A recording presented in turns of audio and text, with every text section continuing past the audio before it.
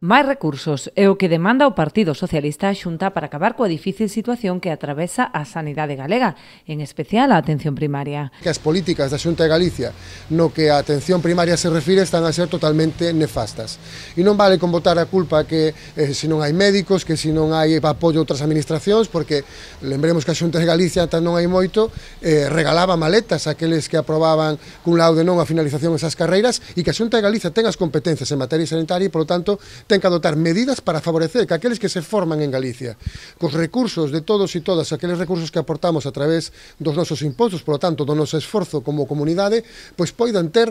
un futuro laboral na súa terra e non teñan que marchar. E iso é unha competencia única, exclusivamente neste caso, da Xunta de Galicia. Esta mañá o secretario provincial Bernardo Fernández e a adxunta á organización Ana Pena desprazábanse ata Rianxo para denunciar a grave situación que atravesa o centro de saúde da localidade, con tan só 4 médicos das 8 prazas que debería ter cubertas. Nunha vila de preto de 11.000 habitantes, teñen un centro de saúde onde só teñen cubertas 4 prazas das 8 dispoñibles, con 2 baixas e 2 cupos descubertos, unha situación que provoca longas listas de espera e que se agrava ademais polo descobertura do PAC, que se atende con persoal sanitario que se ten que desplazar desde outros puntos e que provoca que nun punto de concentración, como decíamos, de preto de 11.000 habitantes, donde o centro de saúde máis cercano se atopa a 40 minutos, non dispoñan dun servicio de urxencias ata as 10 da noite. Ademais de incrementar a dotación de persoal, os socialistas piden que se cubra a quenda de tarde o punto de atención continuada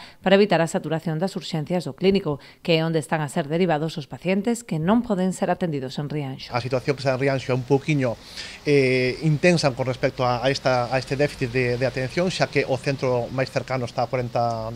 minutos de aquí, o hospital, e iso incrementa a presión asistencial e lle obliga en moitos casos a xente que non ten recursos para poder desplazarse a ter que facelo. Na actualidade, a lista de agarda en primaria supera os 15 días, tempo que moitos pacientes non poden agardar para ser atendidos das súas doenzas.